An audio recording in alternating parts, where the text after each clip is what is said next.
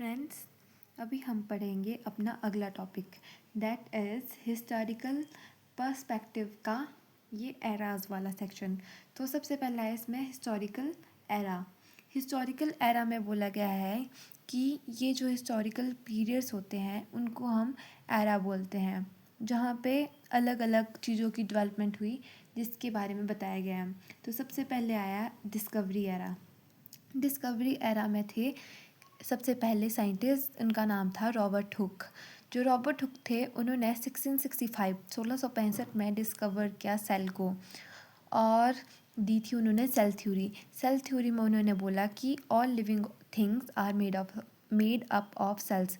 उन्हें बोला कि जितनी भी लिविंग थिंग है वो सेल से मिलकर बनी हुई है। बट वो जो थे माइक्रो ऑर्गेनिज्म को वो देख नहीं पाए क्योंकि जो उनका माइक्रोस्कोप था उसकी रेजोल्यूशन कम थी। तो रॉबर्ट हुक ने क्या किया, 1665 में डिस्कवर किया सेल को, सेल थ्योरी दी उन्होंने और उन्होंने बोला कि जितनी भी लिविंग थिंग्स होती है वो सेल से मिलकर बनी होती है। पर वो माइक्रोब्स को नहीं देख पाए क्योंकि जो उनका माइक्रोस्कोप था वो उसमें जो रेजोल्यूशन थी वो कम थी। उसके बाद है अगला एंटोनी वैन लीवनहुक। एंटोनी वैन लीवनहुक जो थे वो एक थे Dutch scientist, Dutch cloth merchant and scientist. उन्होंने क्या किया, वो पहले पर्सन थे जिसने ऑब्जर्व किया था माइक्रो ऑर्गेनिज्म को for the first time using his magnifying glass with the help of self constructed microscope. जो एंटोनी वॉन लीवनहुक थे वो पहले पर्सन थे जिन्होंने माइक्रो ऑर्गेनिज्म को देखा था अपने खुद के बनाए हुए माइक्रोस्कोप से। तो उन्होंने कौन कौन सी सैम्पल्स पे देखा था, फैब्रिक्स पे देखा था, टूथ जो स्क्रैपिंग्स थी उनकी खुद की उस पे देखा था माइक्रो ऑर्गेनिज्म को, और जो उनका सेल्फ फिकल सब सैम्पल था और रेन और वाटर सैम्पल था उसमें उन्होंने माइक्रो ऑर्गेनिज्म की प्रेजेंस देखी थी।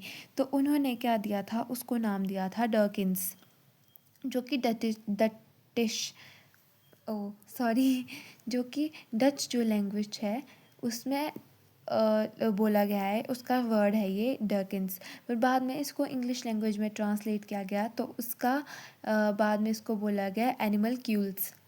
ये है हमारे पास डिस्कवरी एरा। हिस्टोरिकल एरा का सबसे पहला है डिस्कवरी एरा। तो इसमें इन शॉर्ट में कौन कौन दो साइंटिस्ट थे, एक रॉबर्ट हुक थे, एक एंटोनी वॉन लीवनहुक थे।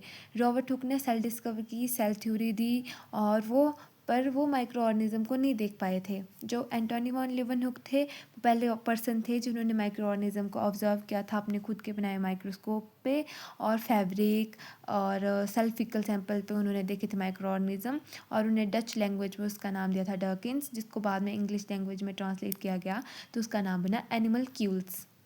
तो अभी के लिए इतना ही। आगे का टॉपिक मैं अगली वीडियो में कवर करूँगी, प्लीज़ देख लेना उसको भी। Thank you so much for watching.